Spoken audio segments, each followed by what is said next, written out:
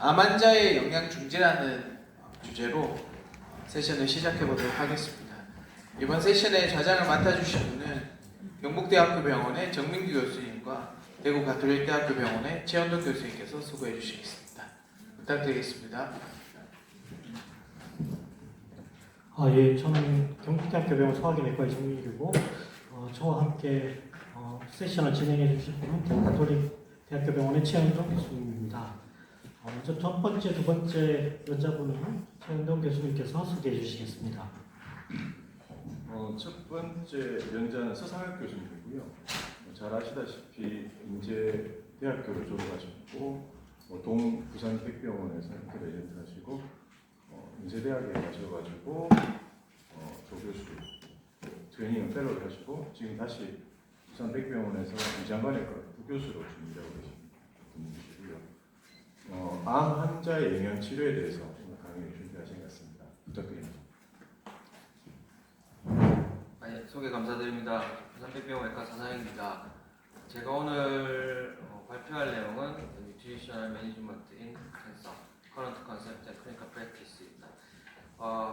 영양학회에서 한 번씩 강의한 경험이 있긴 한데 할 때마다 되게 좀 부담스럽고 힘든 게 여러 직종에 계신 선생님들이 같이 계시니까 내용을 어떻게 준비해야 하나 그렇게 좀 고민을 많이 하고 준비하는 것 같습니다. 그래서 그리고 저도 역시 캔서 환자도 보고 수술도 하고 영양에 관심이 있긴 하지만 이렇게 시간을 내서 공부를 하고 하는 경우가 좀 그런 기회가 많이 없기 때문에 그런 면에서 같이 공부한다는 생각으로 가이드라인이나 또 실제 프랙티스에서 하는 내용들을 한번 챙겨보도록 하겠습니다. 오늘 순서고요.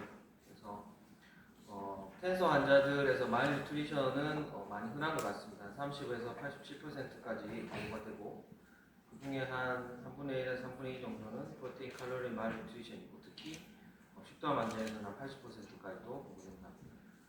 오버리언 캔서 환자에서는 60%가 말뉴트리션이 보고되지만 엔도메트리얼 캔서에서는 6%에서만 보고된다고 합니다. 말기암 환자에서는 3분의 2 이상 대부분 80%에서 말뉴트리션이 되고 95% 환자에서는 위장관 증상을 호소한다고 하고 있습니다. 그래서 우리가 암 환자들이 보게 되면은 치료 방법이 여러 가지가 있을 겁니다. 여기 보면은 수술도 하고 항암 치료도 하고 방사선 치료도 하고 이뮤노테라피도 하고 이런 여러 가지 치료도 하고 또 암 환자 자체가 건강 상태가 그렇게 좋지 않은 분들이 많기 때문에 치료하면서 이런 여러 가지 문제점들이 생길 수 있고요. 보사이티스, 카케시아, 아노렉시아, 나우지아 보미팅, 엔테라이티스나 컨스티페이션, 디스파지아 여러 가지 문제들이 생길 수 있고 이런 것들 때문에 말뉴트리션이 생길 수 있습니다. 그리고 그런 말뉴트리션이 생기게 되면은 신체 기능이 떨어지고 QL이 떨어지고 또 그런 QL이나 신체 기능이 떨어짐으로 인해서 치료에 대한 반응도 적어지고 또 치료에 대한 부작용도 커질 수 있습니다. 그래서 결국에는 모탈리티를 늘릴 수 있기 때문에 증가될 수 있기 때문에 이런 말뉴트리션을 잘 관리해야 되는 것입니다.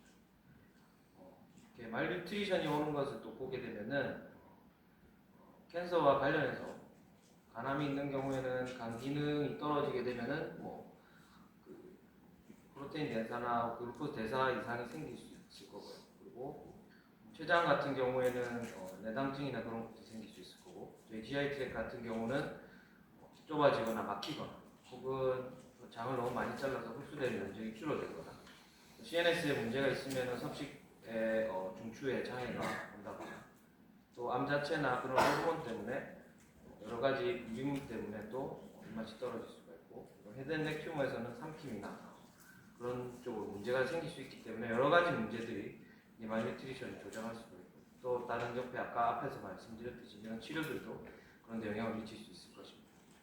예전에도 이렇게 해서 여러 가지 다방면으로 문제들이 생겨서 암 환자들은 결국에 나중에는 캔서 카텍시가 오게 되고 생존율이 떨어질 수 있다는 것을 예전부터도 보고하고 있습니다.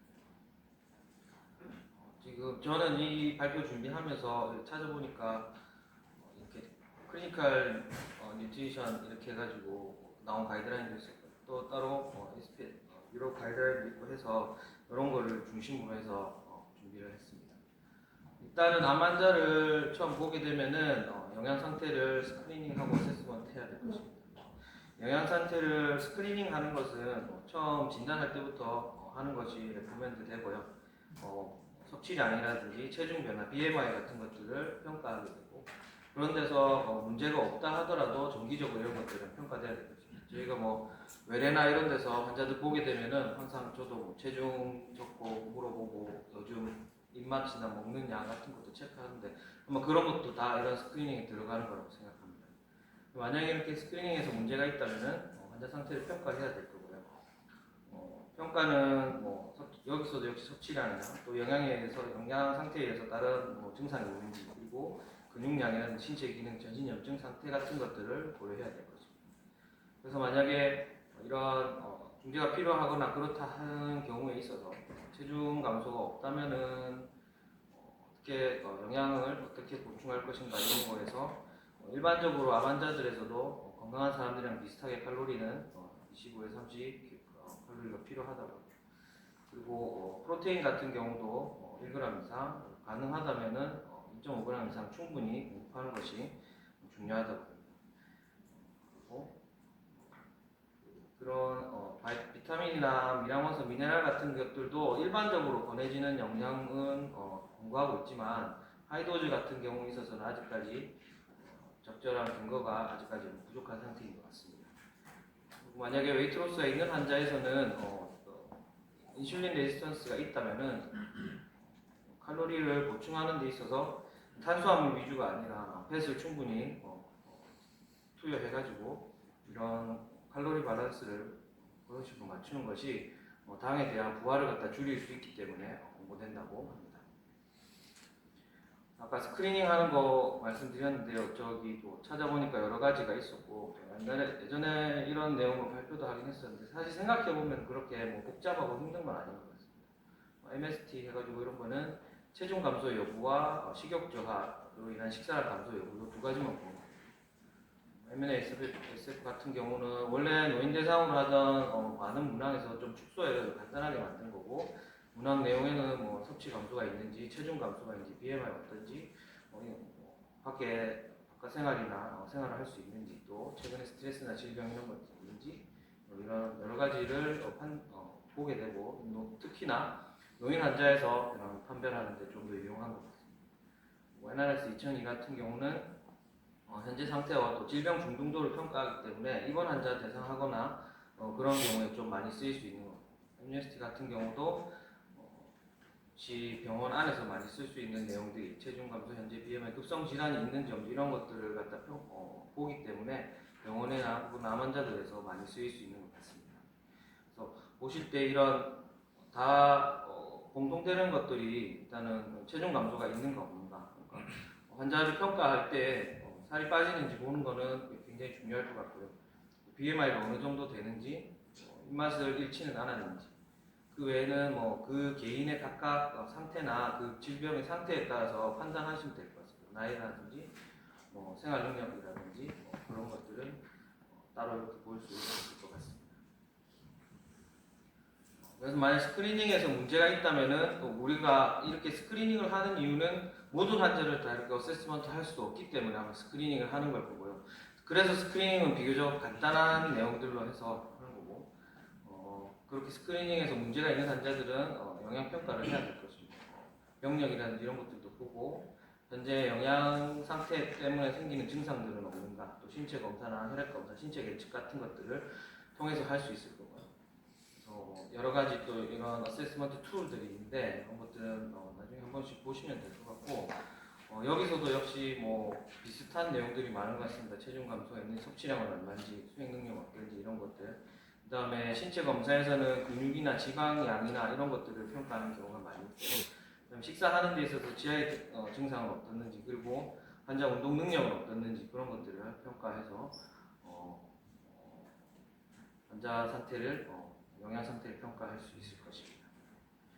그래서 평가해보면 대부분 환자들에서는 이런 입맛이 없는 걸 다들 고소하죠. 암 환자들 거의 한 절반 가까이에서 제가 보기에도 초기가 아니라면 대부분 환자들에서 이런 아노렉시아 호소하시는 거고 진행성 암 환자에서는 70% 이상이고 특히나 우리 지하의 쪽이나 두경부 쪽 그리고 폐암 환자에서 흔하게 호소한다고 합니다. 이렇게 식욕 부진이 있으면은 결국에는 체중 감소 영양실조로 인해서 암성 악액질, 카케시아가 오게 되면은 역시 안 좋은 결과를 일으킬 수 있기 때문에 잘 관리해야 될 것입니다. 이런 환자가 입맛이 없는 이유는 여러 가지가 있다고 합니다.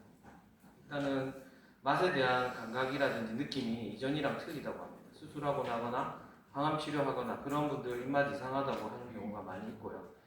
그런 것들이 영향을 미칠 수 있고 또 음식에 대해서 좀 이상한 반응이나 이상한 개념을 갖고 있는 것도 있는데 외래 오셔가지고 환자들이 뭐 고기 먹지 마라 주변에서 뭐 얘기해서 안 먹고 뭐 그런 얘기도 많이 하시고 뭘 먹으면 안 되고 뭘 먹으면 되고 하는 환자들이 많고요. 또 뭐 저희 이제 퇴원할 때 영양 교육 같은 거 하면은 뭐 간을 적게 해라 그래서 아예 간을 안 해가지고 먹다가 이 맛이 아예 없어져가지고 오시는 분들도 있고 그래서 저 같은 경우는 그냥 외래에서 처음에 초기에 오시는 분들한테는 좀 입맛에 맞게 드시라고 간 좀 하더라도 나중에 좀 회복되고 나면은 조절하자고 하는 경우도 많고 그렇습니다. 그리고 뭐 먹는 것 자체에 노인들이 많기 때문에 이빨이나 씹는 데 문제 있는 경우, 삼키는 데 문제 있거나 막히는 경우, 또 여러 가지 이런 치료와 관련해서 방사선 치료라든지 항암 치료와 관련해서 생기는 문제들도 있고요. 또 암 때문에 생기는 암 치료나 이런 것들에 의해서 생기는 우울증 같은 것도 무시 못할 것 같습니다. 입맛도 없고 잠도 안 온다 이러는데 계속 입맛도 오는 약만 주면은 환자가 그렇다고 잘 먹지는 않는 거고 차라리 정신과나 이런 쪽에 해가지고 우울증약 같은 걸 먹고는 훨씬 좋아지시고 잘 드시는 분들도 많은 것 같습니다. 이런 아노렉시아 오는 것들이 보면은 치료 관련한 요인, 그다음에 이런 습식 장애가 있는 경우, 또 사회적인 문제가 있는 경우, 또 개인적인 문제가 있는 경우들이 합해져서 이런 아노렉시아가 올 수 있기 때문에 각각의 이유들을 하나씩 생각해보고 해결해주는 것이 필요할 것 같습니다. 그러한 아노렉시아가 계속 지속되게 된다면은 결국에 캔서 카케시아가 올 수 있고요. 카케시아란 말이 찾아보니까 이게 고대 그리스어였던 것 같은데 카코스, 헤시스 해가지고 카코스는 나쁘다는 뜻이고 헤시스는 뭐 건강이나 지식, 성격 같은 건데 이게 건강이 안 좋다는 거죠. 그냥 몸이 안 좋다, 몸 상태가 좋지 않다, 그냥 이런 말이긴 한데요. 캔서 카케시아는 우리가 많이 얘기는 하는데 대부분 만성적인 질환들 중에서 좀 안 좋은 질환들, COPD라든지 신부전 이런 환자들에서 또 다 올 수 있다고 하고 특히 캔서 카케시아는 다른 것들과는 달리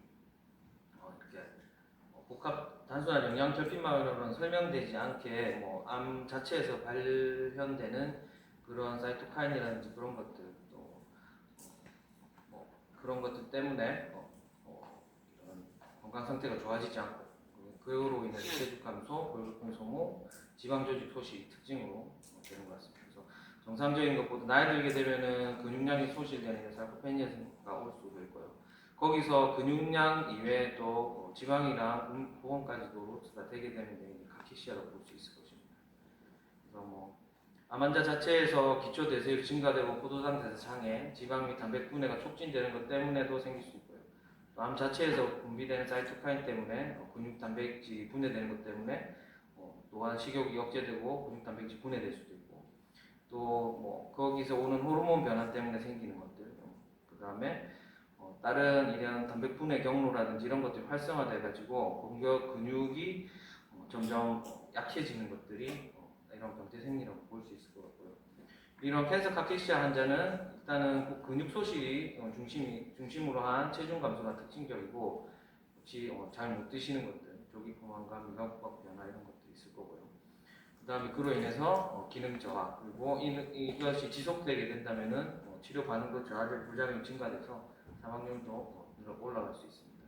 진단하는 기준이 있긴 하던데요. 6개월 이내 5% 이상으로 체중이 비자발적으로 감소한다든지 BMI가 22 하면서 체중 감소가 22 하면서 체중 감소가 2% 이상 있을 때, 그리고 사르코페니아가 있으면서 체중 감소가 2% 이상 있을 때, 이럴 때 진단할 수 있다고 이런 여러 가지 도구들을 이용해서 근육량이라든지 몸 상태를 분석하는 것도 진단하는 데 도움이 된다고 봅니다.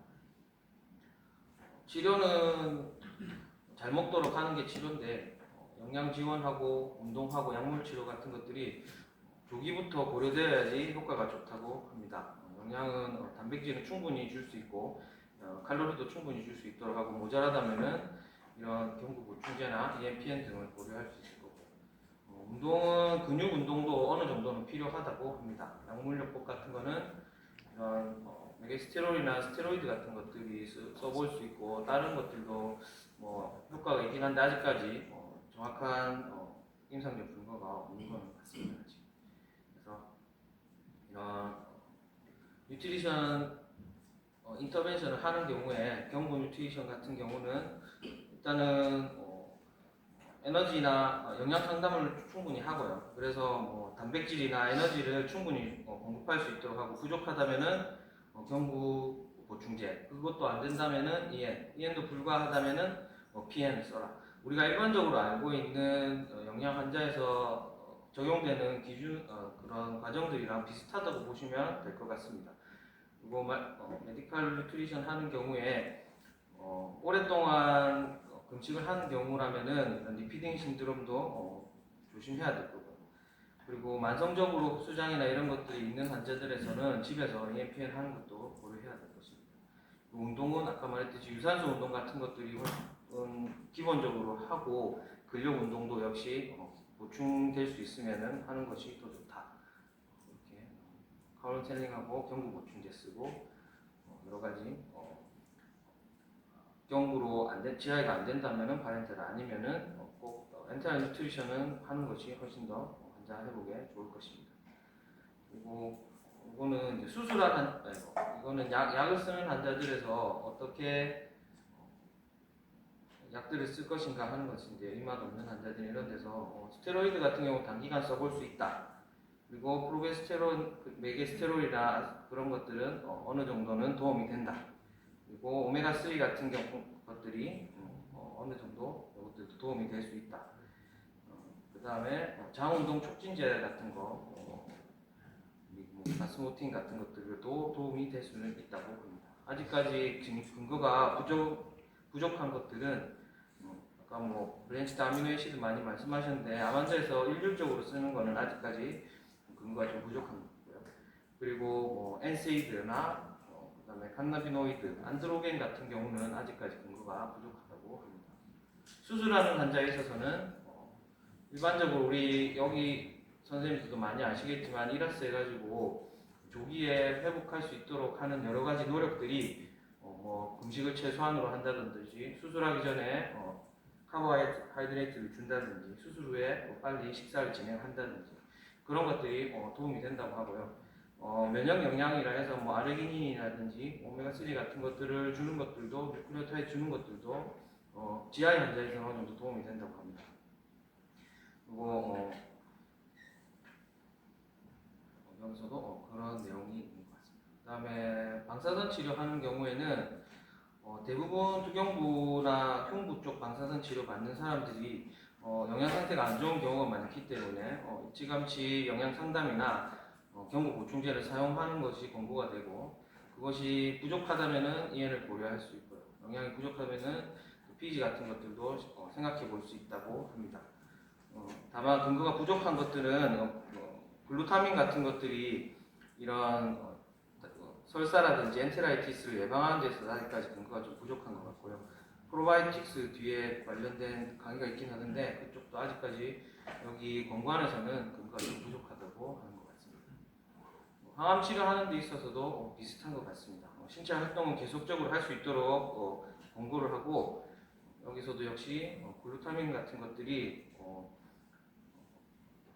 근거가 아직은 좀 부족하다고 하고요. 하이도즈나 스템셀 트랜스플란테이션 하는 경우에 있어서도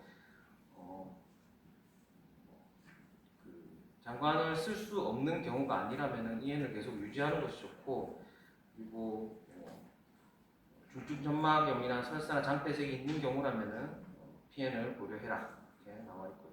여기서도 역시 글루타민이 그렇게 권고되는 것 같지는 않습니다.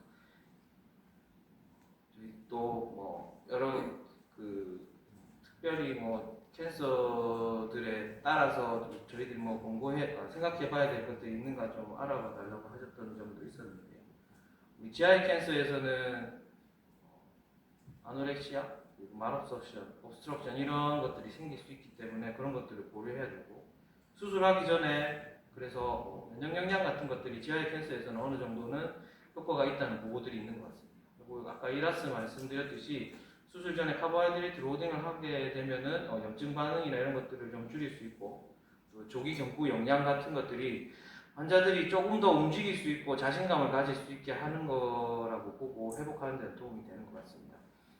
이해이 안 되는 경우나 많이 부족한 경우에는 피해는 고려해야 되고, 만약에 식도나 이런 수술을 하는 환자들에서는 피딩 튜브 같은 것도 생각해야 됩니다. 제12장 절제술에서도 이해이 좀 더 낮다고 하고, 대장 수술에서 아마 제일 처음에 이라스가 우리가 보고되고 했던 것 같은데, 역시 여기서도 이라스를 고려해야 될 것 같습니다. 헤드앤넥 캔서에서는 삼킴 장애들이 많은 경우가 있고요. 그리고 그쪽에 방사선 치료 때문에 점막이나 통증 같은 것도 잘 생기는 거고요. 그래서 처음부터 NST가 적극적으로 개입할 필요가 있다고 합니다. 구강 관리 같은 것도 잘 해야 되고요. 그리고 조기 튜브 피딩 같은 것도 고려해야 되고요.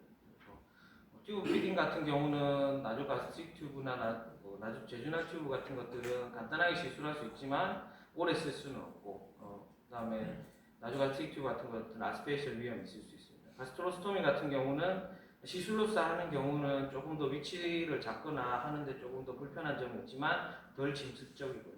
수술로 하는 경우는 조금 더 침습적이긴 하지만 잘 유지될 수 있다, 그런 특징이 있는 것 같습니다. 폐암에서는 근감소증, 체중 감소가 많이 더 흔하다고 그러고요. 카케시아가 또 많이 흔하다고 합니다. 그래서 오랄 서플라멘터리라든지 운동치료 같은 것들을 적극적으로 해야 합니다. 다 비슷한 내용이긴 한데, 특히 런캔서 환자에서는 말뉴트리션이나 카케시아가 흔하기 때문에 어세스먼트를 잘 하고 하이 프로테인, 오랄 서플리먼트, 이뮤노뉴트리언트 이런 것들을 해가지고 결과를 좀 더 좋게 만들 수 있다. 간암 같은 경우에는 간암 때는 브랜치드 아미노애시드가 어느 정도 효과가 있을 것입니다. 간이 안 좋은 사람들은. 그리고 복수나 이런 것들이 있기 때문에 먹는 양이 조금 부족할 수 있고요. 단백 제한이 필요할 수 있지만 너무 많이 하는 것은 일괄적으로 하는 것은 좋지 않다고 합니다. 그래서 이거 뭐 수술하기 전 여기도 역시 이라스 내용 비슷한 것들 나오는 것들이고요. 수술하기 전부터 경구로 보충해 주는 것이 좋고, 너무 상태가 안 좋은 환자들은 수술을 연기하는 것이 더 좋을 것이다. 오히려 수술이 경화 있는 환자들이나 이런 환자들은 위험할 수 있기 때문에 그런 것들도 고려해야 될 것입니다. 수술 후에 금식 기간은 최소한으로 하는 것이 좋고, 얼리 피리어드에도 충분한 영양분 공급하고 프로테인도 최소한 잘 공급할 수 있도록 조절을 잘 해야 된다. 그리고 미량원소 같은 것들도 신경 써서 잘 체크를 해보시는 게 좋다.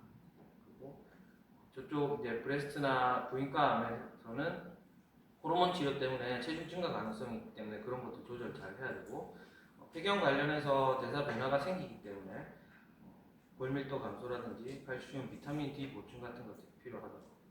그 다음에 비뇨기과 환자들에서도 단백질 섭취 제한을 고려할 수 있지만 아직 이것들이 일괄적으로 시행돼서는 안 된다고 합니다. 고령 환자가 많기 때문에 관리를 잘 하자. 그래서 정리해보면은 여러 가지 암들에 따라서 각각 이런 특징들이 있을 거고요. GI 쪽이나 헤드앤넥 쪽이 먹는 데 문제가 있는 것들, 그 다음에 렁은 그냥 환자 상태가 안 좋은 것들, 리버는 대사장애가 있는 경우, 그리고 브레스트나 이쪽에서는 웨이트 게인이 있는 경우, 그리고 제니토유리널리에서도 이런 문제들이 있을 수 있기 때문에 그런 점들을 잘 고려해서 환자를 봐야 될 거고요. 암 환자들은 처음부터 평가를 잘 하고 되도록 빨리 영양 지원을 하는 것이 좋고, 일반적인 원칙은 비슷하게 하는 것 같고요. 면역 영양이나 이런 것들도 할 수 있고, 일단은 우리가 목표하는 거는 삶의 기능, 근육량과 기능 유지, 삶의 질 개선을 목표로 해야 한다. 그렇게 요약할 수 있을 것 같습니다. 경제해 주셔서 감사합니다. 수고 많으셨습니다. 이 양이 방대하다 보니까 시간 조금 오버되긴 했는데, 이따가 질문 토론 시간이 있기 때문에 질문 토론 시간에 모두 모아서 한번 디스커션 하도록 하겠습니다. 두 번째 연재는 계명대학교의 배성욱 교수님께서 식사 중재와 암 환자의 치료 성적이라는 주제로 준비를 해주셨고요.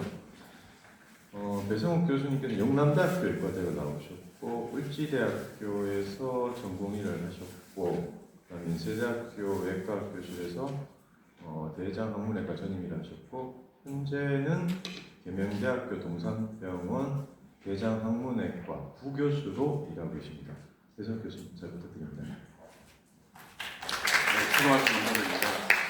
네, 제목이 거창한데 무슨 인플라메이션으로 그 다이어트를 통해서 좀 구체적으로 좀 말씀드리고자 합니다. 지금 제가 좀 진행하고 있는 연구와 좀 더 붙여서 조금 같이 공부하는 마음으로 좀 준비를 해봤고요. 키워드는 이제 염증성 이제 식이 패턴에 대한 그런 내용이 되겠습니다. 먼저 우연찮게 그 다른 학회에서 이렇게 다른 강의를 듣다가 식이 염증 지수라는 걸 이제 들었습니다. 들었는데 근데 저희 이제 암 환자 수술하고 연구를 하는 입장에서 암이 생기는 여러 가지 기전 중에서 이제 크로닉 인플라메이션이 있거든요. 그래서 이게 식사를 좀 이렇게 좀 우리가 흔히 얘기하는 고기 많이 먹고 술 많이 먹고 이러면은 좀 진짜 캔서에 구체적으로 안 좋은 영향이 있을까라는 이제 그런 궁금증으로 한번 문헌을 좀 찾아보고 연구를 좀 진행하고 또 추후에 또 여러 가지 좀 생각을 하고 있는 중입니다. 그래서 먼저 말씀드릴 내용은 이제 식이 염증 지수가 대략적으로 이제 어떤 것인지 한 말씀을 좀 드리도록 하겠습니다. 식이 패턴은 많은 이제 그 팩터들 중에서 흡연을 이제 중지하고 술 끊고도 있지만은 그 다이어트 패턴은 환자 개인이 이제 조절할 수 있는 그런 중요한 팩터가 되겠습니다. 이러한 팩터들은 암 발생뿐만 아니라 예후와 관련된 중요한 그런 팩터가 되겠고요. 그래서 많은 다이어트 패턴 조절에 대해서 많이 얘기가 되고 발표도 되고 유튜브에서 많이 나오고 있습니다. 대표적으로 이제 지중해 식단 그리고 채식 그 중에서도 이제 인플라마토리 다이어트에 대한 내용인데 자연스럽게 우리가 생각할 수 있는 거는 크로닉 요즘 이제 또 식사가 결국 또 마이크로바이옴하고 또 연관성이 있다라는 그런 연구들이 많이 발표되면서 결국 뭔가 좀 좋지 않은 음식을 이렇게 먹으면 좋지 않은 그런 미생물이 아무래도 우리 몸 장관 안에 많을 것이고 그 마이크로바이옴들이 또 나타내는 여러 가지 메타볼라이트라든지 그런 것도 영향이 여러 가지 생각할 수 있는 게 많은데 어쨌건 이제 키워드 크로닉한 로그레이드 인플라메이션이 발생한다는 것이 되겠습니다. 그래서 많은 연구들에서 암뿐만 아니라 DM 카디오바스쿨 디지즈에서 인플라메이션이 뭔가 그 질환의 경과라든지 예후와 연관성이 있는 것 같다라는 것이고 실제 이제 식이의 여러 그 컴포넌트들이 시스테믹한 인플라메이션과 연관성이 있다는 그런 연구들이 계속 발표가 되고 있습니다. 그 중에서 DII는 식이 패턴의 염증 정도를 점수화한 그런 툴이 되겠습니다. 그래서 점수가 높으면 염증성 그런 식이 패턴이라고 생각하시면 되고 점수가 낮으면 안티인플라마토리라고 생각하시면 됩니다. 그래서 이거 이제 45개의 그 영양소, 우리 고탄지를 포함한 45개의 영양소를 포함한 그런 내용이 되겠고 단편적인 그런 이제 연구가 아니라 이 연구를 이제 근거로 해서 세계적으로 국제적으로 많이 통용되는 그런 지수가 되겠습니다. 그래서 이 지수를 이제 일부 연구자들이 이제 결국 개발을 해냈는데 과정을 잠깐 보면은 그 연구가 논문이 발표된 시점 이전에 수많은 그 문헌들을 조사를 해가지고 인플라마토리 사이토카인과 6개의 이 관련된 사이토카인을 선정을 하고 이 6개의 그 인플라마토리 사이토카인과 식이 영양소에 대한 그런 연관성에 대한 그 문헌들 다 탐색을 합니다. 그래서 어떤 연구에서는 예를 들면 알코올과 이런 사이토카인과의 관계, 아니면 불포화 지방산과 어떤 특정 이 6개 중에 혹은 여러 가지 이제 사이톤과의 관계, 이런 사이토카인과의 관계 연구들이 다 이제 그 결과들이 다르기 때문에 어떤 결과는 염증성이 아주 염증 정도가 굉장히 많다. 어떤 연구에서는 별 관계가 없다. 이런 걸 다 조사해가지고 문헌을 다 이제 문헌 베이스로 다 정리를 합니다. 그리고 근데 이 지수를 개발하는 데서 이제 그 동물 실험도 포함이 되어 있고요. 그리고 11개의 국가에 대해서 각 국가의 영양 설문조사 결과를 통해서 국제적인 그 데이터베이스를 제작합니다. 그래서 45개 영양소가 하루에 1인당 얼마 정도 먹는지 정도의 이제 데이터베이스를 또 이제 구축을 합니다. 그래서 이런 표를 통해서 이 지수가 만들어지는데요. 보면은 여기는 이제 이 영양소들에 대해서 400, 예를 들면 이제 알코올 같은 경우에는 417편, 뭐 예를 들면 무파 같은 경우에는 106편 이런 논문 편수를 얘기하는 것이고, 마이너스란 말은 이게 좀 보존한 값이고, 인플라마토리 이펙트가 마이너스일수록 항염증, 이제 플러스일수록 염증이 되겠습니다. 그래서 그리고 11개의 국가에 대해서 하루에 대략적으로 이런 이제 영양 섭취가 이루어진다, 뭐 이런 내용이 되겠습니다. 이거를 근거로 해서 되고, 가장 처음 이제 그 시작되는 데이터는 환자의 식이 습관 설문이 되겠습니다. 각국의 이제 좀 다 다르지만은 저희 나라는 주로 그 저희 한국 그 식품영양학회에서 만든 FFQ를 주로 사용을 하고 있고, 그래서 이제 이런 아까 말씀드린 그런 과정을 통해서 계산을 이제 합니다. 좀 복잡해서 좀 생략을 하도록 하겠습니다. 그래서 결론은 이 지수가 높으면은 좀 염증성 식이 패턴이다. 좀 이렇게 그 마이너스 숫자가 이제 적어질수록 항염증 그런 식이 패턴이 되겠다라고 이제 생각을 하시면 쉽게 되겠습니다. 문헌고찰 좀 해보면은 콜로렉탈 캔서에 있어서 이제 한 10년 좀 더 넘게 결과가 있었는데요. 이 연구는 좀 비교적 옛날에 이제 시행된 연구라서 또 반대입니다. 그 점수가 높을수록 항염증이고 점수가 낮을수록 뭐 염증인데, 어쨌거나 중요한 것은 이런 서바이벌 타임과 이런 염증 시기 패턴, 그 염증성 시기 패턴과 유의한 그런 연관성이 있었다는 그런 결과가 되겠고요. 그리고 특히 이제 수술 후에 1년에서 이제 3년 사이에서 보면은 하자드 레이셔가 염증성 지수가 1점 증가할수록 사망 위험이 약 13% 정도 낮아진다. 그러니까 항염증성 그런 시기 패턴에 대한 그런 점수가 올라갈수록 그 사망률이 낮아진다는 그런 결과가 되겠습니다. 그리고 이제 이거는 EDI라는 것은 이제 에너지를 나누어서 에너지로 이제 보정된 그런 지수 비슷하다고 생각하시면 되는데, 마찬가지로 올코즈 모탈리티와도 연관성이 있는 것으로 특히 브레스트 캔서에서도 비슷한 결과가 발표가 됐습니다. 그리고 또한 여기서 보면 캔서 스페시픽 모탈리티에 대해서도 이 점수가 에너지 보정된 DI가 1점 올라갈 때마다 유방암 특이 사망률이 약 10%에서 16% 정도 증가하는 것으로 보고가 된 바가 있고요. 여기서는 이제 이 세 개의 환자분을 이 지수에 따라서 3등분을 해서 각각 이제 그 서바이벌을 보았을 때도 10년 동안의 그런 오버올 서바이벌과 10년 동안의 브레스트 캔서 스페시픽 서바이벌이 통계학적 유의하게 차이가 있다는 것을 이제 보여주고 있습니다. 그리고 마찬가지 프로스테이트 캔서도 비슷하게 결과가 있는데, 근데 여기 좀 재밌는 것은 저도 몰랐는데 찾아보니까 이제 글리슨 스코어라는 게 이제 프로스테이트 캔서의 심한 정도를 이렇게 좀 나타내는 것 같습니다. 그래서 2에서 6점은 좀 이렇게 좀 로우 리스크 환자분 같고 7에서 10점은 좀 고위험 환자분 같은데, 고위험 환자분에서 모탈리티라든지 프로스테이트 캔서 스페시픽 모탈리티가 유의하게 염증성 시기 지수와 연관성이 있는 것으로 이제 나타났습니다. 비슷한 결과를 뭐 이렇게 그래프로 보여주고 있고요. 그래서 최근에 저희는 이제 수술 그 전에 진단 당시에 그 환자분들한테 시기 설문을 해서 이 시기 시기 설문을 토대로 시기 영양소가 이제 얼마 섭취되는지를 이제 계산하고, 아까 말씀드린 그 점수를 DIR 점수를 계산해서 실제 이게 이제 수술 후에 대장암 환자들에 있어서 정말 그 아웃컴과 연관이 있는가를 이제 조사해보는 작은 연구를 진행했었고요. 그래서 주로 이제 해외학과에서 요즘 거의 대부분 패시트 찍기 때문에 해외학과에 좀 도움을 받아서 패시트 찍기 직전에 이런 설문조사를 이제 시행을 했습니다.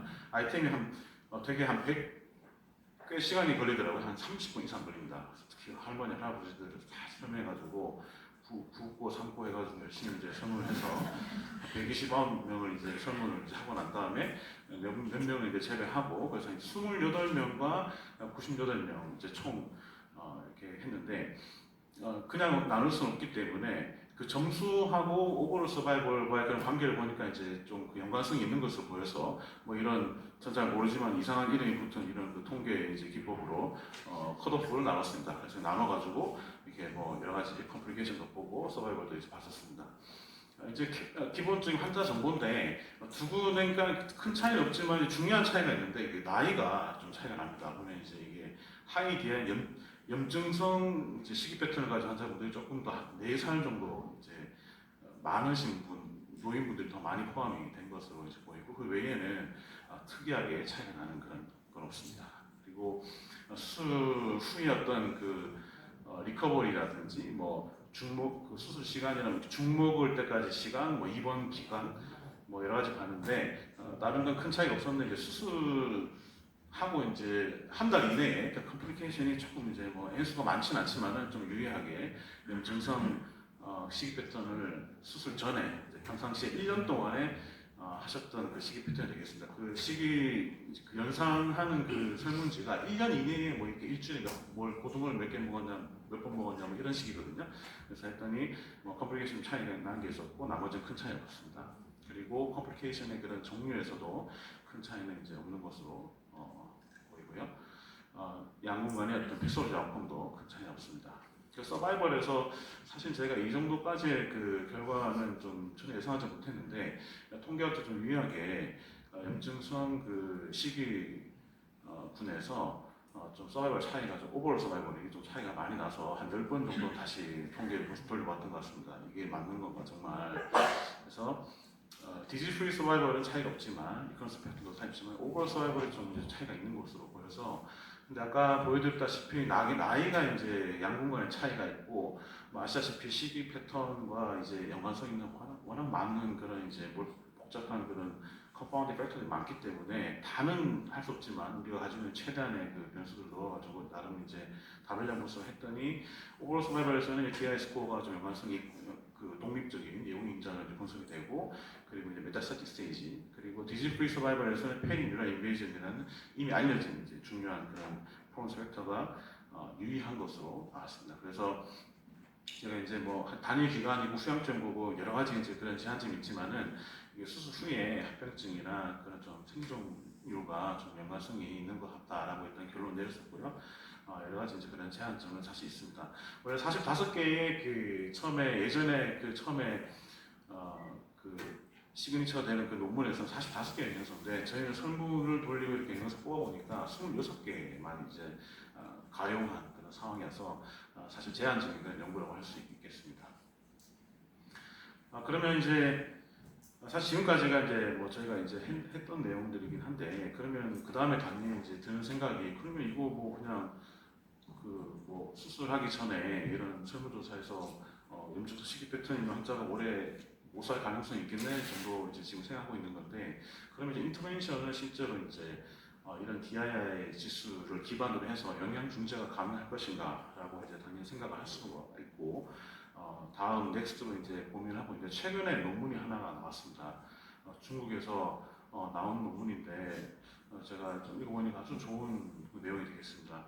이게 이제 콜로렉트 캔서 수술하고 난 다음에 환자를 이제 랜드마이즈드 프로스펙티브 트라이얼을 이제 진행을 했었고 12주 동안에 DII를 이제 기반으로 해서 영양 중재를 한 분과 그냥 그 저희가 원래 그 루틴을 하는 것처럼 수술하고 그냥 이렇게 영양 상담하고 원래 하던 그런 컨벤셔널 그룹에 있어서 그런 연구를 했습니다. 연구를 했고 더군다나 이 환자분들은 모두 다 이제 케모세라피를 받은 프레이트가 있는 허약한 그런 이제 환자분들이 되겠고 쇠약한 그런 환자분들에 대해서 두 분에 대해서 연구를 한 비교도 아주 최근 논문이 되겠습니다.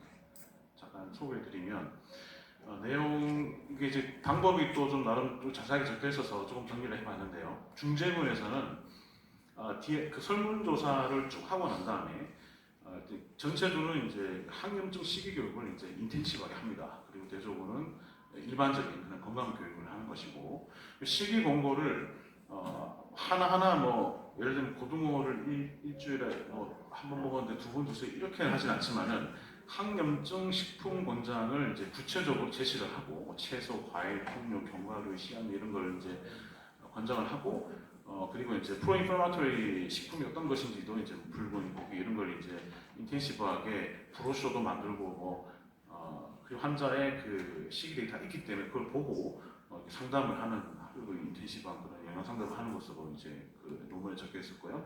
여기 특별한 대조문에서 특별한 뭐 그런 건 없고 그냥 뭐 물어보면 이제 그 알려주는 정도로 저희 원래 하는 것처럼 물론 이제 일반적인 건강교육이긴 하지만은 원래 하던 대로 하는 거고 교육 자료 보면 이렇게 무슨 차트, 뭐 그림 같은 거 시각 자료를 만들어서 한 브로셔도 만들고 조금 이따 보여드릴 텐데 중국이 아주 요즘에 그 열심히 해서 암 환자 특이적으로 어떤 그 음식들을 먹고 어떤 음식들을 먹지 말아야 되는지 좀 구체적으로 이렇게 제시를 할 저희 나라는 자료가 제가 찾아보니까 좀 기관마다 좀 있긴 한데 어떤 그 공신력이 있는 자료 찾지 못했는데 뭐 그런 이제 교육 자료를 사용을 하고 뭐 그렇습니다. 전체적으로 항염증 그런 시기 교육을 했다. 그래서 아까 말씀드린 이제 차이니즈 푸드 뭐 파고다 2022 뭐 이런 그 공고하는 그런 내용들과 이 저자들이 이제 이렇게 좀 그 병합을 해가지고 예시입니다. 그래서 뭐 현미나 보리, 귀리, 통밀빵은 뭐 하루에 뭐 이렇게 이 정도 뭐 먹으면 좋겠고 각각 채소, 과일, 콩, 두유, 견과류 상당히 구체적으로 해서 어느 정도까지 이렇게 좀 어느 정도까지 섭취하면 좋겠다, 몇 회 정도 먹으면 좋겠다 이렇게 구체적으로 이렇게 해놨더라고요. 그래서 이걸 보면서 교육을 했다고 하고요. 그래서 이제 결과는 이런 영양 중재를 했더니 그 프레일티가 있는 환자가 이제 처음에 그 영양 중재 하기 전에는 이제 100%였는데 이제 줄었습니다. 물론 컨트롤 그룹도 줄긴 했는데 조금 이제 그 경계적인 그런 트렌드를 보였지만은 통계가 유의하지 않았고 하지만 인터벤션을 했던 그룹에서는 유의하게 개선이 되더라 이런 걸 보여줬고 그리고 이제 염증성 사이토카인의 대표적인 인터루킨 6와 그리고 반대되는 이제 항염증과 관련된 사이토카인을 알려주는 이제 인터루킨 10이 인터벤션 그룹에서 영양 중지를 했더니 염증 그 시기 지수 기반으로 해서 영양 중지를 했더니 좀 개선이 되더라 이런 이제 결과를 보여줬습니다. 그리고 또한 이분들이 또 이제 뭐 영양 그 아까 보여드렸던 M&A 스코어 그리고 퀄리티 오브 라이프도 마찬가지로 개선이 되더라 그런 결과를 보여줬습니다. 그래서 이런 그 지수 염증 지수 기반으로 해서 영양 중재가 아주 그 좀 각광받는다, 좀 아주 프라미싱하다 그런 결과를 보여주었습니다. 그래서 결론 간단히 요약드리겠습니다. DIR 지수는 시기의 염증 유발 잠재력을 수치화해서 암의 어떤 발생이라든지 아웃컴을 예측하고 생존과 삶의 질과 밀접하게 연관된 그런 도구로서 우리 앞으로 조금 관심을 가져야 될 가지면 좋겠다는 그런 생각이 들고요. 그리고 침염증성 프로인플라마토리 다이어트는 여러 가지 이제 수술 후에 암 환자에 있어서 수술 합병증이나 서바이벌과도 연관이 있는 것으로 생각이 되고 추후에 이런 여러 가지 이제 뭐 사이코페니아나 뭐 여러 가지 뭐 그 우리 영양 스크리닝 할 때 그런 스코어를 기반으로 해서 시기 중재를 할 수도 있겠지만 이런 그 DIR 기반으로 해서 좀 시기 중재에 대한 연구가 좀 진행되면 좀 구체적이고 조금 더 근거 있게 시기 상담이나 어떤 영양 중재를 할 수 있지 않을까 그렇게 생각을 합니다. 네, 경청해 주셔서 감사드립니다.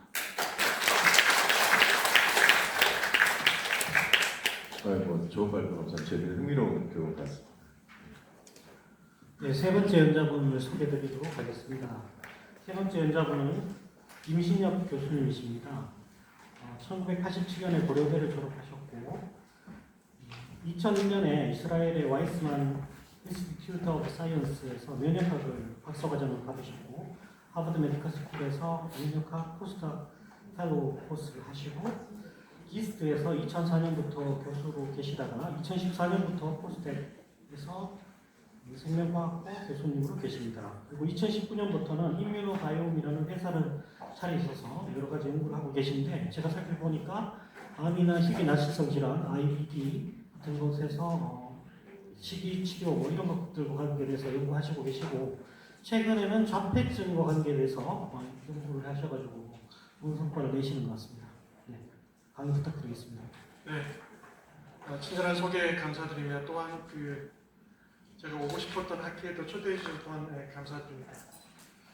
제가 오늘 강의를 듣다 보니까 제가 강의 준비를 좀 잘못하지 않았나 이런 생각은 들긴 하던데 어쨌든 최대한 한번 맞춰보도록 하겠습니다. 그래서 오늘 저한테 주어진 미션이 뭐였냐면 프로바이오틱스하고 캔서.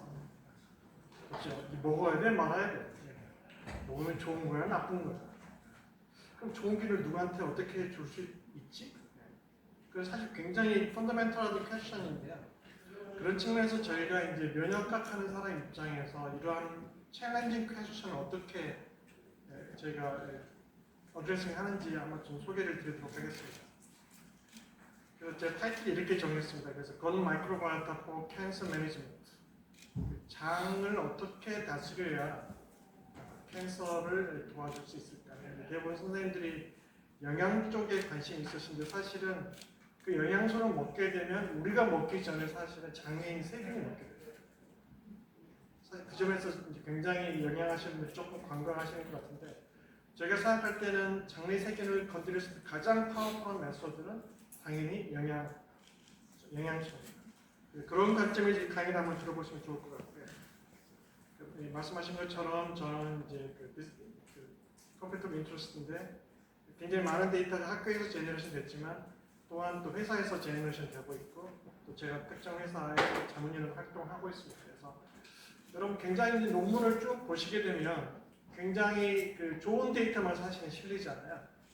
프로바이오틱스를 먹거나 프리바이오틱스를 먹거나 포스트바이오틱스를 먹거나 또는 뭐 FNT를 하게 되면 캔서가 좋아질 거라는 이런 이야기들을 많이 하는데 그럼 정말 그럴까? 잘 안 좋은 데이터들 논문에 못 실거든요.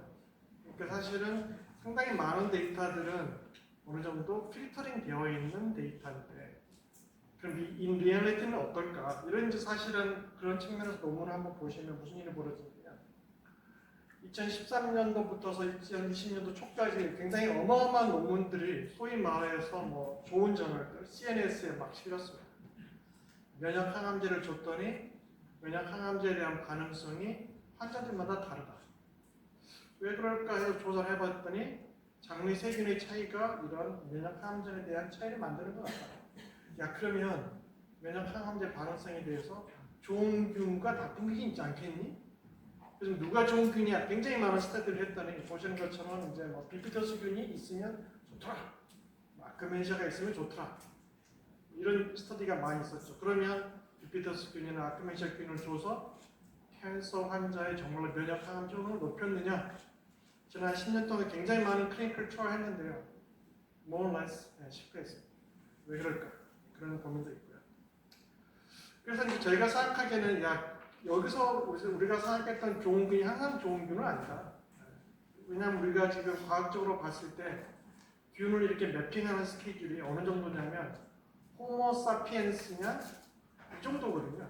락토바실러스, 플란타러스, 비피도박테리움, 비피돌 이렇게 되는데 사실은 우리가 같은 인간이라 하더라도 우리 인간 내에서 엄청난 많은 다이버시티가 있는데 지금 우리 과학자들이 바라보는 미생물의 수준은 그냥 호모 사피엔스가 하나의 종으로 보는 그 정도 사실은 관점밖에 안 되는 거예요. 그래서 사실은 특정 균을 찾아가지고 약으로 가려면 정말로 스피시스 레벨에서 이름만 같이 기능이 다른 균들을 어떻게 찾아내서 걔를 주느냐가 굉장히 큰 관건입니다. 그래서 저희는 여러분 하시는 이 블러드 타이핑 하시듯이 저희는 회사와 실험실에서 미생물을 타이핑하는 일들을 합니다.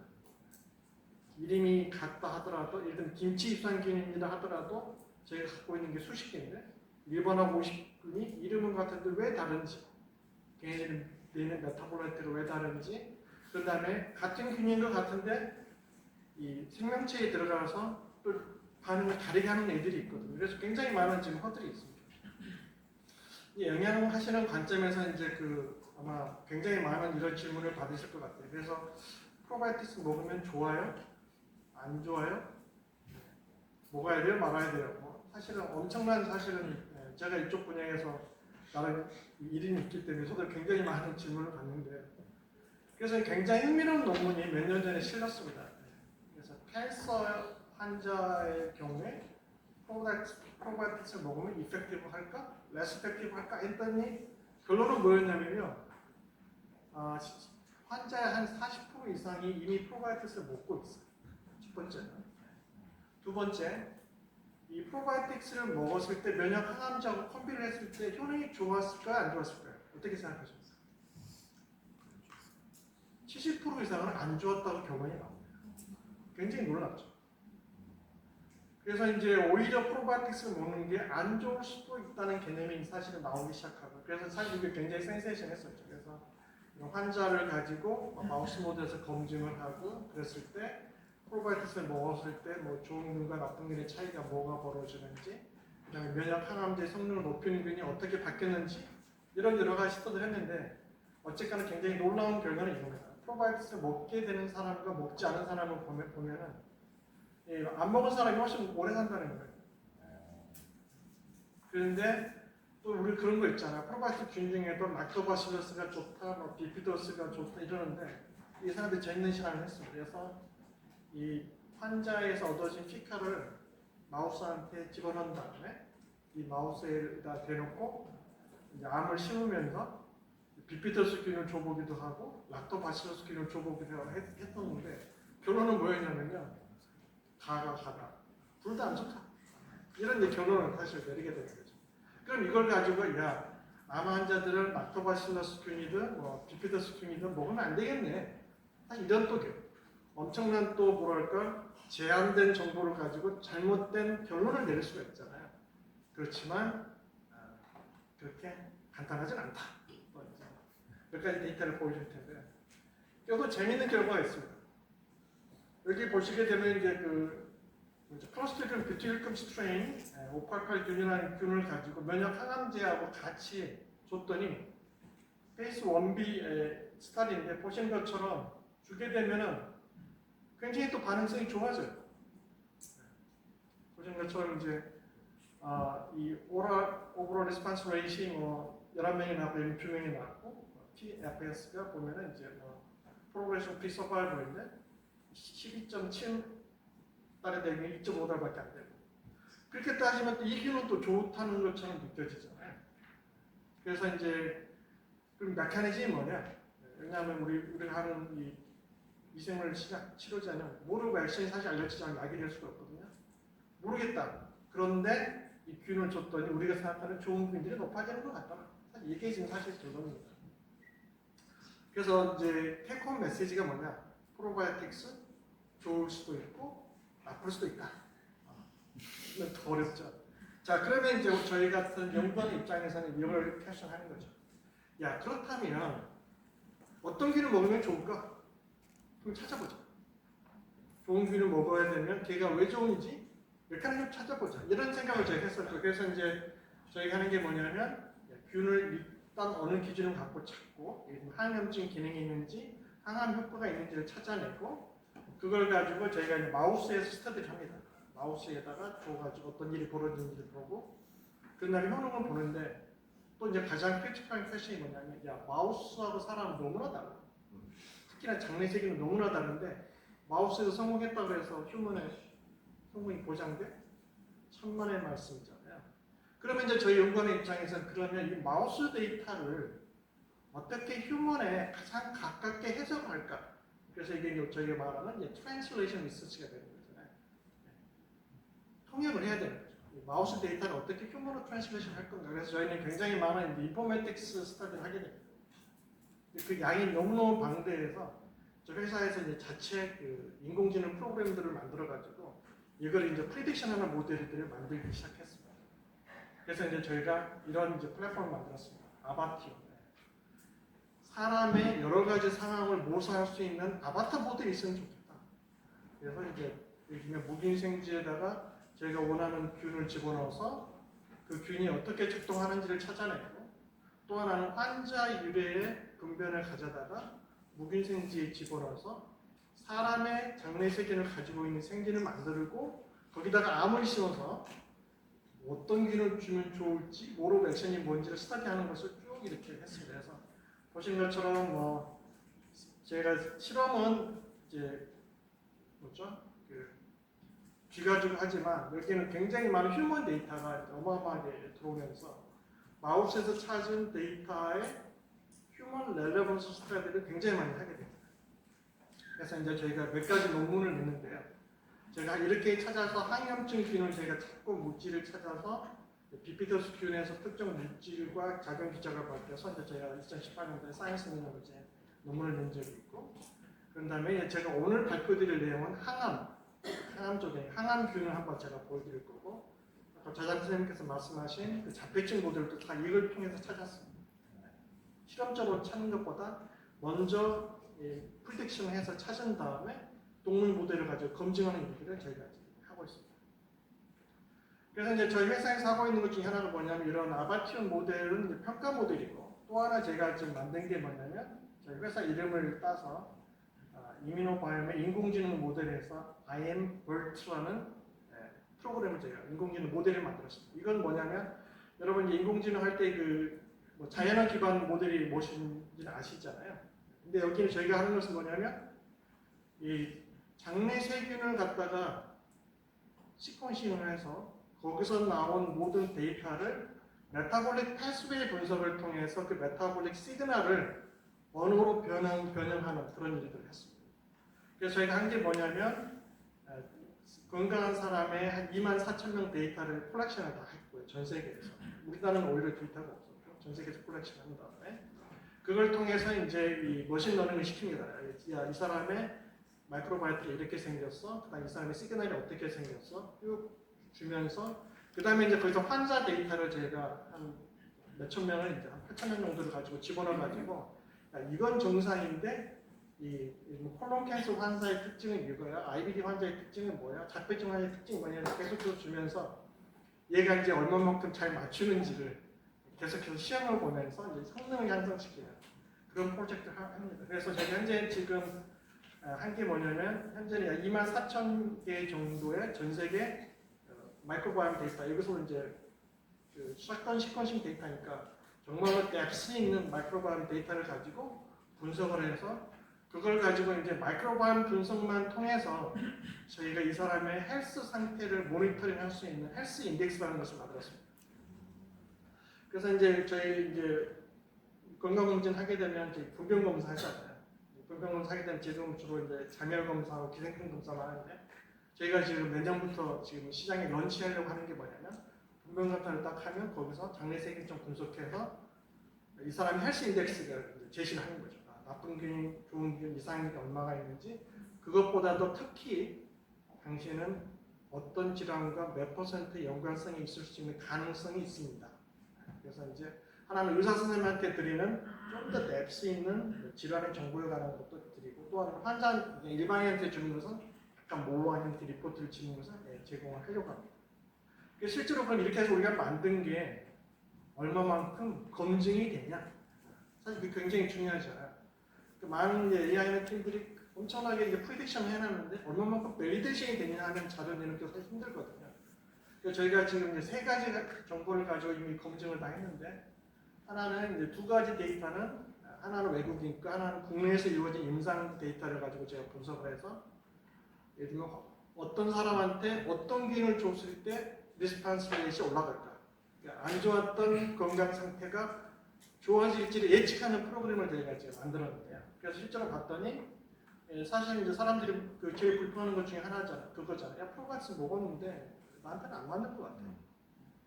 어떤 사람은 나한테는 잘 맞는데 이걸 어떻게 그러면 트라이 앤 에러로 정하는 게 아니라 핀포인트로 해서 정확하게 찍어서 그 제품을 추천해주면 사실 여러분이 지금 하시는 이쪽 분야에서 굉장히 사실은 어플리케이션이 많을 것 같아요. 그래서 해봤더니 80% 정도의 예측도를 만들 수가 있어요. 예를 들면 이게 한 게 뭐냐면 하나는 이제 대장암 수술하고 그 환자한테 특정 박테리아 믹스처를 줬을 때 좋아지는 환자와 나빠지는 환자가 어떻게 될 거냐 제가 예측해봤더니 이 사람은 이거 먹으면 좋아질 거라고 제가 예측했던 게 한 80점 정도를 맞췄고요. 이거 먹어봐 효과가 없을 거라고 했더니 80점 제가 맞출 수 있었어요. 그래서 이제 이런 실험들을 제가 계속해서 해나가고 있습니다. 그래서 제 생각에는 쉬는 시간에 저한테 많이 좀 접촉해 주셔가지고 우리가 이 공동 연구를 어떻게 하면 잘할 수 있을까 이런 연구 해보면 좋을 것 같습니다. 그래서 이제 나머지 5분 동안은 제가 냈던 논문을 하나 이제 간략하게 소개드릴 건데 저희가 이런 식으로 해가지고 하나는 항염증균을 찾았고 하나는 암 면역을 증강시키는 균을 제가 찾았는데 좀 타이틀이 길긴 한데 사실 내용은 간단합니다. 김치에서 저희가 이 균을 찾았고요. 이 균이 항암 효과가 굉장히 좋았어요. 근데 그렇게 찾으면 이제 좋은 논문을 못 가잖아요. 그래서 왜 이 균이 효능을 나타내는지 그 물질을 저희가 찾았고요. 그 물질을 찾아가지고 이 균을 투여를 했을 때 항암 효과가 나타나는 작용 기작을 제가 다 밝혔습니다. 굉장히 간단한 실험 같지만 한 꼬박 7년을 했다. 돈도 한 수십억 썼어요.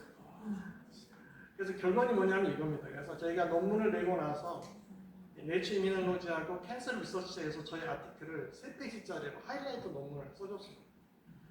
굉장히 신기하다. 사람들이 보통 생각할 때 이 균을 주게 되면 장내세균 변화가 일어나고 그래서 뭐 언론 메커니즘을 통해서 항암 효과가 일어날 거라 그러는데 저희가 한 게 뭐냐면 1차적으로 제가 찾았던 균은 항암 효과가 있었는데 거기서 특정 구조를 지닌 물질인 저희가 이름을 RHP라고 했었는데 람노스 리치 헤테로폴리사카라이드인데 이 물질이 암세포 주변에 있는 매크로페이지에서 인식이 되면 암세포 주변에 있는 매크로페이지가 게이노 펑션을 해서 면역 반응을 증강시키는 매크로페이지가 된다. 이건 별로 새로운 개념이 아니거든요. 근데 저희가 암세포 주변에 있는 매크로페이지를 떼가지고 뭐 싱글셀 RNA, 볼크 RNA 해서 뭐 메타볼릭 패스웨이 분석해보고 진시그니처를 분석해봤더니 굉장히 놀랍게도 철이온 대사에 관계되는 패스웨이가 굉장히 많이 올라가 있다는 걸 제가 찾았어요. 그래서 제가 제시하는 가설이 뭐냐면 미생물을 주게 되면 암세포 주변에 있는 매크로페이지의 철이온 대사를 활성화시켜가지고 철을 놓고 암세포하고 면역세포하고 싸운 일이 벌어진다. 그래서 면역세포가 철이온을 훨씬 더 캡처링 해가지고 암세포 하여금 철 결핍 현상을 일으키게 합니다. 그래서 암세포가 죽어나갈 수 있다. 이런 식으로 해서 제가 이제 논문이 하이라이트 됐습니다. 그래서 나머지 2분 동안에 제가 7년 동안 했던 일을 요약을 하겠습니다.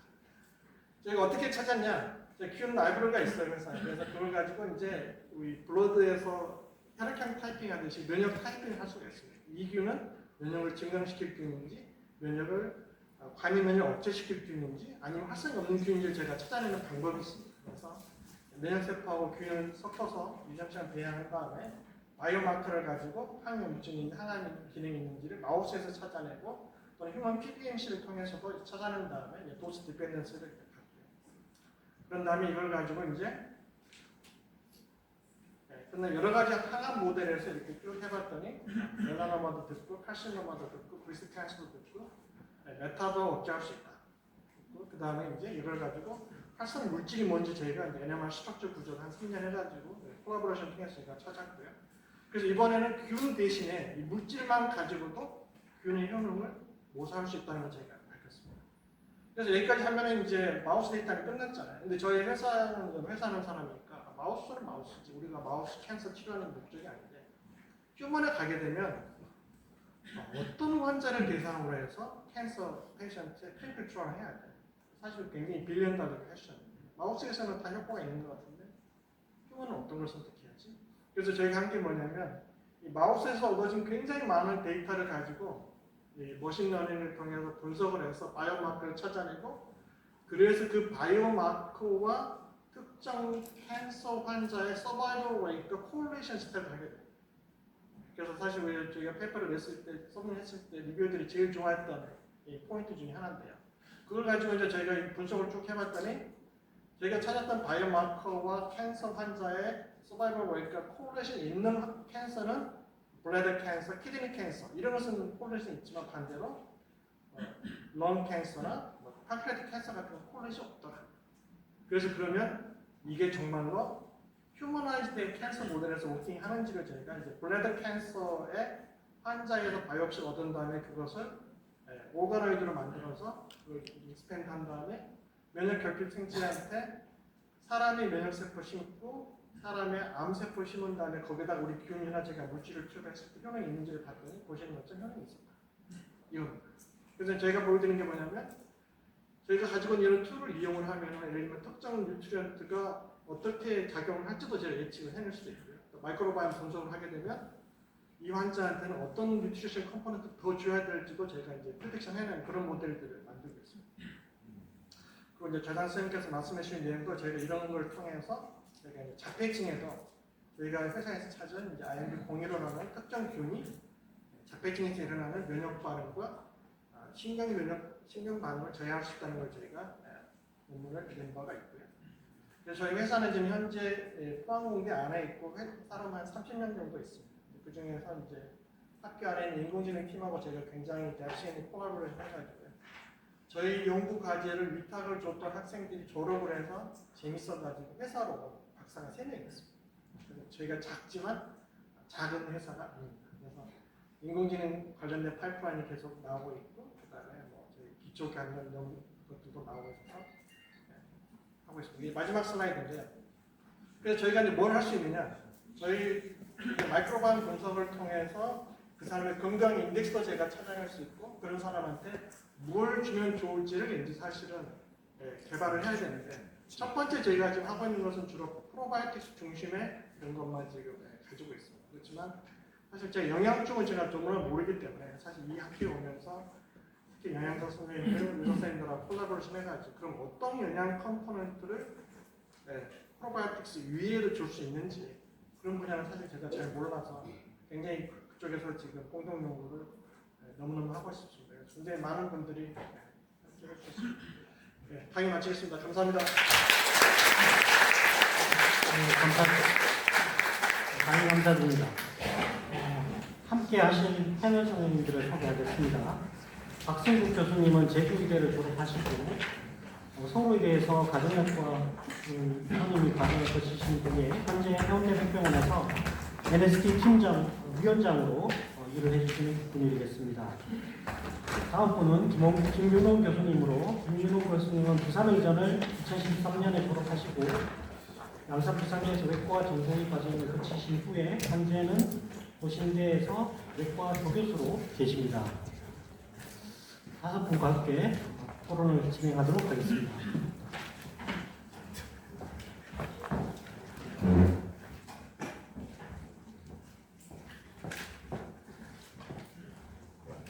네, 안녕하십니까. 해운대백병원 가정학과 박성규입니다. 네. 오늘 세 분 강의 재밌게 잘 들었습니다. 암 영양에 대한 그런 내용이 되겠는데요. 짧게 그냥 질문 하나씩만 좀 말씀드리겠습니다. 서성현 교수님께 질문 드리고 싶은 거는 뭐 실전적으로 그러면 이제 그 암 환자 그런 캔서 카케시아나 이런 환자분들이 왔을 때 아까 그런 영양 평가를 하신다고 하셨잖아요. 실질적으로 혹시 하시는지, 예를 들어 뭐 PTSD 같은 거나 아니면 글림 같은 걸 하시는 좀 궁금합니다. 저희 그 NS 팀에서 그런 차트를 위주로 하긴 하지만 그래도 스크리닝 어세스먼트를 하고 있는 걸로 알고 있고, 그런 점수라든지 이런 거를 저기 기록지에다가 적어서 어느 정도 저희들이 이제 그게 따로 페이지 열어내서 관심 있는 선생님들은 보시긴 한데 또 이렇게 그냥 넘어가는 경우도 많고, 환자가 그런 그 적극적인 그런 영양 치료가 필요하다면은 그거를 아마 찾아볼 수 있게는 돼 있는 걸로 알고 있고, 제가 직접 하지는 않고요. 영양사 NS 팀에서 저도 뭐 N 팀이긴 한데 간호 선생님들이 그렇게 하고 있는 걸로 알고 있습니다.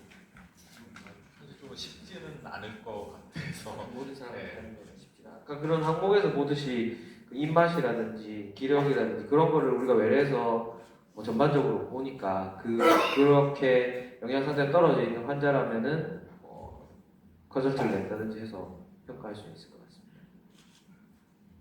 두 번째로 배성호 교수님께는 아까 실제 좋은 연구 이제 하신 것 같으신데요. 그러면 BII는 사실 저도 잘 몰랐는데 그 한국인 대상으로 이제 했을 때 아까 45개 아이템이 아니라 6개 아이템이라고 하셨는데, 그러면은 하이스코어가 나오는 그런 약간 식품군이 아무래도 외국과 우리나라는 좀 다를 거라고 생각됩니다. 그래서 그런 하이스코어가 나왔던 식품 같은 게 예를 들어 뭐 어떤 것들이 있었다든가 좀 차이가 뭐 있었고 또 외국과 비교해서 좀 차이가 있었는지 그런 거 좀 얘기해 주실 수 있으시면. 네, 질문 감사드립니다. 죄송합니다만 구체적으로 구체적으로 그 내용은 제가 왜냐면 제가 같이 이제 연구한 연구원이 분석을 했는데 구체적 특정 영양소가 뭐가 빠지고 뭐가 들어갔는지는 제가 사실 좀 기억을 다 하지 못하고요. 이게 실제 다른 논문에서도 45개라고 하지만 어떤 논문에서는 뭐 10몇 개, 어떤 연구에서는 20몇 개, 뭐 이런 식으로 다 그 설문지를 저희는 이제 캠프로 그 영양학회에서 나온 그 프로그램으로 이제 설문 데이터를 넣으면은 그 프로그램을 통해서 영양소가 쭈루루루 나오더라고요. 거기서 이제 데이터화 할 수 있는 게 26개밖에 안 됐는데 뭐가 있고 뭐가 기억이 잘 안 나시죠? 죄송합니다. 아마 실전적으로 적용하려면 그런 거가 좀 있으면 환자분한테 말하기가 좀 편할 것 같아서 한번 제가 여쭤봤거든요. 마지막으로 임진혁 교수님 강의 재밌게 잘 들었어요. 좀 어려워가지고 그렇게 했는데 아까 얘기하신 것 중에 마지막 슬라이드 나왔지만 아이버드 같은 경우가 이제 사실 저도 가정학과 의사고 검진센터에서 좀 일하기 때문에 실제로 지금 검진센터에는 그런 미생물 데이터 리포트 같은 것들을 이제 하고 있거든요. 실제로. 그렇다면 교수님께서 이제 CEO로서 아이언버트 같은 거를 예를 들어 우리 병원 와서 이제 PR을 한다. 그러면 기존 거와 차이가 뭔지에 대해서는 사실 저는 아까 본 걸로는 잘 모르겠는데 어떤 포인트가 좀 다를 수 있다라는 걸 좀 얘기해 줄 수 있을까요? 지금 그 마이크로젠도 그렇고요. 그다음에 그 HM 파마라는 회사 아메이랑 같이 하고 있죠. CJ 바이오스 이런 데서 사실은 이제 장내 분석 서비스가 시작했거든요. 저희가 이제 그 사람들이 하는 방법은 뭐냐면 미생물들의 분집을 주로 프로파일링하는 좋은 균, 나쁜 균, 이상한 균이 얼마만큼 있는지를 분석을 하고 그걸 가지고 이제 패턴을 정하는 그런 건데 저희가 해보니까 그것만 가지고는 누가 많고 적다 그래서 그걸 정확하게 결론을 내리기에는 너무나 안 맞습니다. 어떤 균들은 거기에 존재만 하고 메타볼리컬리 이넥티브 할 수도 있잖아요. 지금은 이제 트렌드가 어떻게 바뀌고 있냐면 장내 세균 분석에서 장내 세균들이 만들어내는 대사체가 어떻게 변하느냐. 그래서 그 대사체의 변화가 도대체 어떤 질환과 어떤 연관성이 있냐 거기까지 가야 되는데 아직 현재 지금 나와 있는 제품들은 전부 다 앞에만 분석만 하는 게 있고요. 근데 저희가 이제 분석을 해보니까 무슨 일이 벌어지냐면 이제 앞에 분석은 저는 당연히 하는 거고 그다음에 대사체 분석을 통해서 특히 AI가 거기다가 가중치를 줍니다. 야, 어떤 질환은 이러한 메타볼리트가 훨씬 더 중요하니까 이 사람은 이걸 좀 더 집중적으로 보세요 하고 이제 가중치를 주게 되니까 데이터가 훨씬 프리딕션 레이스 높아집니다. 아마 그게 가장 큰 차이점일 것 같고요. 그런 다음에 이제 거기다가 이제 저희가 할 수 있는 것은 그러면 이 잘못된 패스웨이를 어떻게 바꿀 수 있어? 솔루션 제공할 수 있다는 게 저희 가장 큰 장점인데 현재 저희의 리미테이션은 솔루션은 현재는 박테리아, 프로바이오틱스에 이제 머물러 있고요. 사실 영양하신 선생님들이 거기에 이제 어떤 인사이트나 도움을 주시면 박테리아 플러스 다른 영양소에 대한 경험도 저희가 넣을 수 있을 거라고 생각하고 있습니다. 한국인 데이터가 그럼 혹시 저 생각에 아까 얘기하신 것 중에서는 외국 데이터를 주로 갖다가 이제 하셨다고 들었는데 한국인 데이터 자료 같은 것들이 혹시 좀 하고 계시거나 한국인 데이터가요 거의 부족해요. 저희 나라는 정말 데이터 구하기 힘들어서 어제도 제가 보건복지부랑 같은 미팅을 하고 왔는데 내년부터 조금 열릴 수도 있다 그러는데 그 피칼 데이터하고 인상 데이터 연관돼 있어서 또 구분을 못 한대요. 근데 이제 한 가지 희망적인 상황은 뭐냐면 제가 24,000명 데이터를 가지고 이미 다 데이터를 만들어 놨잖아요. 그런 다음에 거기에 한국인 데이터를 가지고 제가 분석해보는 여전히 두 번째 데이터가 그 대장암 환자 수술 이후에 일어났던 현상은 한국인 데이터. 여전히 한 대장암 능률은 80%가 낮습니다.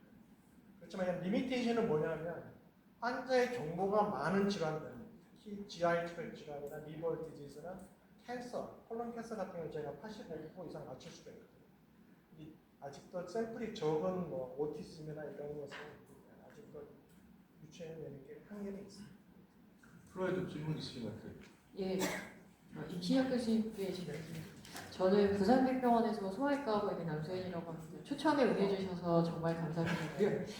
제가 저희가 소아과 환자들을 대상으로 건강한 환자들하고 그다음에 biliary atresia라는 특정한 질환을 갖고 있는 환자를 대상으로 분변을 쭉 취합을 해가지고 연구용으로 마크로젠에 분석을 보낸 적이 있고 그 결과를 제가 이제 받아봤는데요. 아까 말씀하셨던 대로 그 헬스 인덱스 얘는 앞으로 살면서 무슨 질환이 몇 프로 걸릴 수 있고 이런 게 이렇게 팜플렛으로 예쁘게 나오더라고요. 그게 혹시 교수님 하고 계신 연구 중에서도 에이지에 따라서 사실 이 라이프 스팬이 훨씬 길기 때문에 캔서 환자들이나 뭐 연령에 따라서 그런 다른 스펙트럼을 보일 수 있는지 그거에 대해서 연구하신 게 있는지 좀 궁금해요. 굉장히 좋으신 그 코멘트인데요. 현재는 저희가 그 목표는 생애 전주기 이 헬스 모니터링하고 솔루션 제공하는 프로그램을 만드는 게 저희 목표입니다. 그래서 저희 회사에 구독하는 사람들이 늘리는 게 목표인데요. 아직은 저희가 거기까지 못할 거예요. 그렇지만 저희가 이제 하려고 하는 것 중에 하나가 뭐냐면 서울에 있는 병원하고 건강검진 1년에 한 번씩 받잖아요.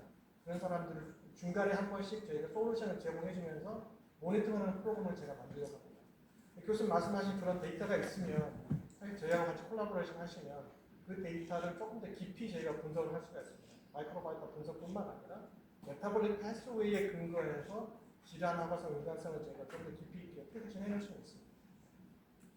그런데 질문이 많으신 것 같은데 윤경 교수님 뭐 질문 주세요. 유시를 교수님한테 좀 말씀 좀 들어보고 저는 외과 이론계입니다. 저는 캔사를 전공하고 있고요.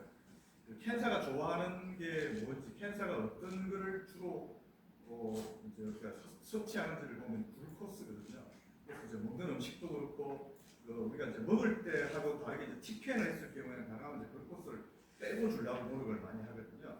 근데 이제 마이크로바이옴도 결국은 프로덕트가 글루코스를 만들어내면 캔서한테 안 좋을 것 같거든요, 제 생각에는. 그래서 아까 전에 말씀하신 것처럼 프로덕트가 어떤 마이크로는 어떻게 만들어내고 어떻게 만들어내고 하는 건 지금 데이터를 가지고 계신 거죠, 모든 데이터. 그래서 저희는 이제 하는 게 뭐냐면 마이크로비얼 커뮤니티의 인터랙션. 그래서 지금 현재 시장에서 분석하고 있는 게 그래서 나오는 게 마이크로바이오 시그니처잖아요. 그렇지만 교수님 질문하신 메타볼릭 패스웨이가 어떻게 변했는지는 아직도 못하는 거죠.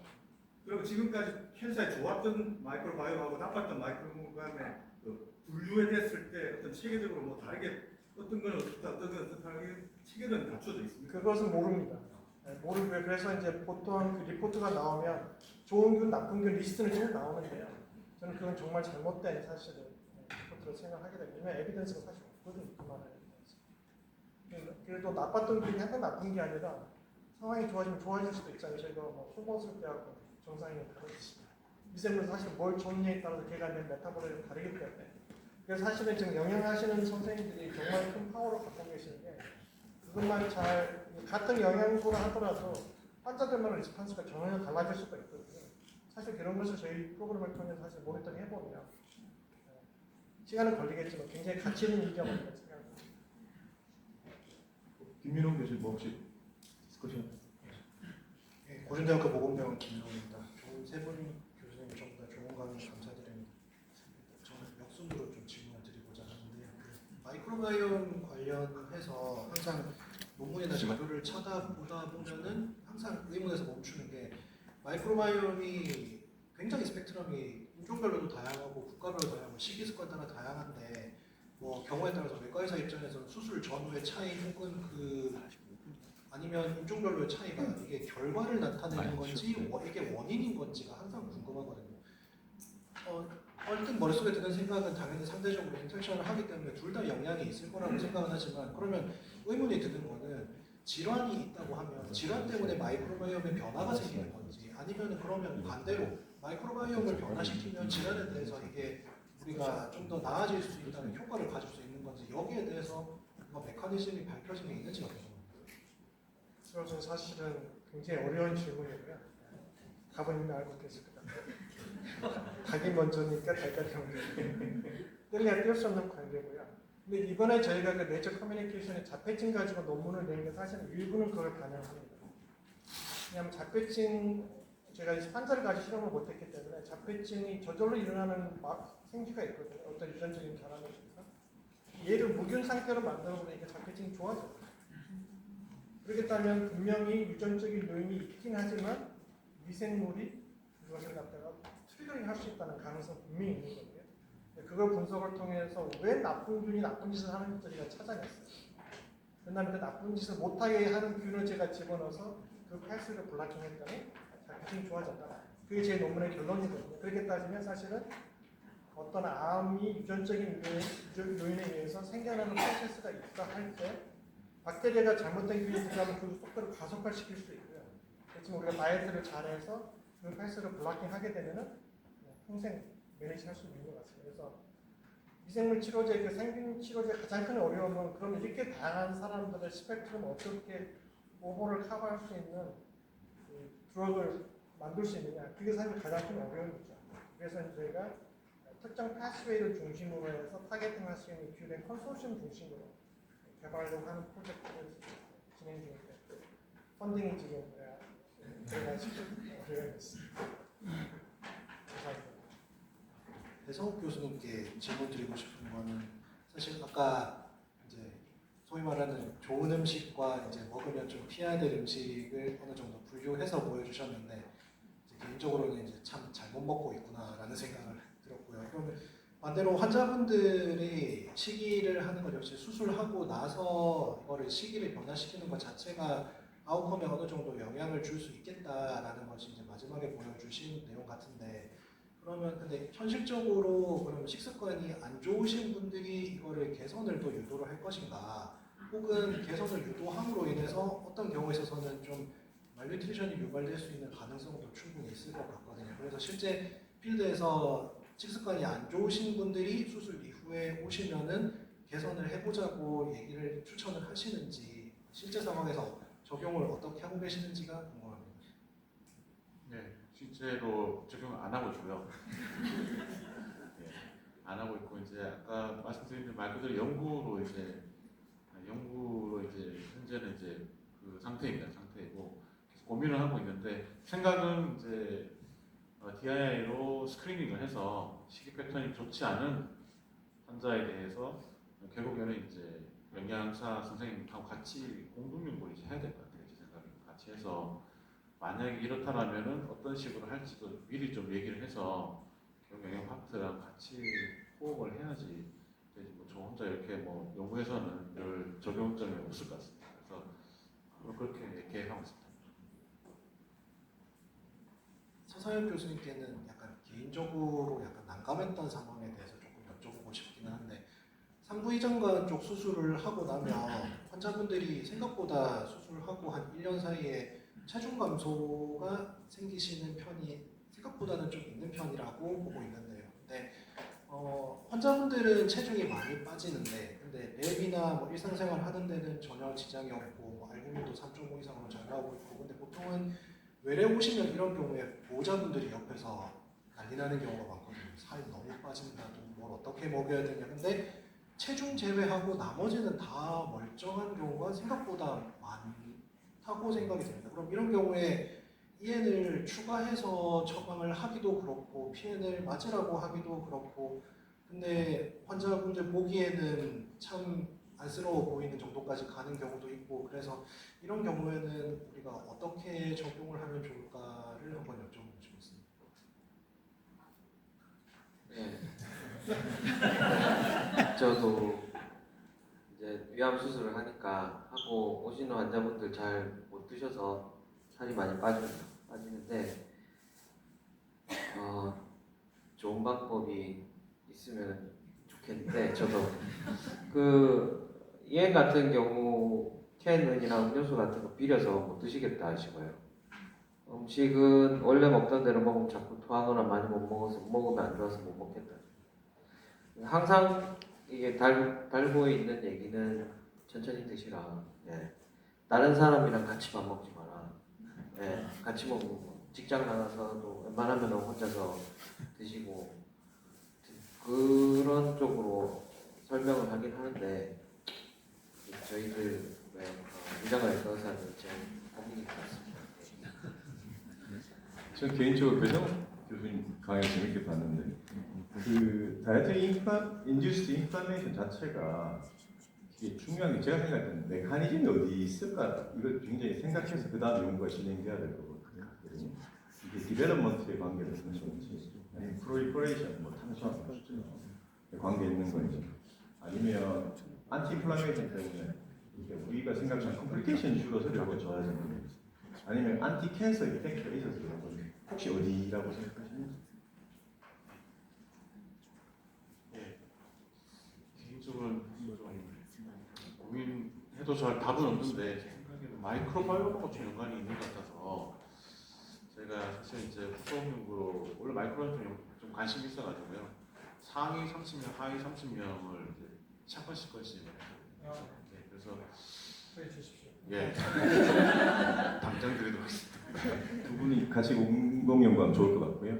아까 그 에이지하고 섹스가 배력이 안 맞는데 그럼 프로펜시티 스코어 매칭 이런 거에서 맞춰서 한번 분석해 보는 것도 괜찮을 거라고 생각합니다. 이번 세션은 이것으로 마치도록 하겠습니다. 여러 연자분들하고 디스커션 수고하셨습니다.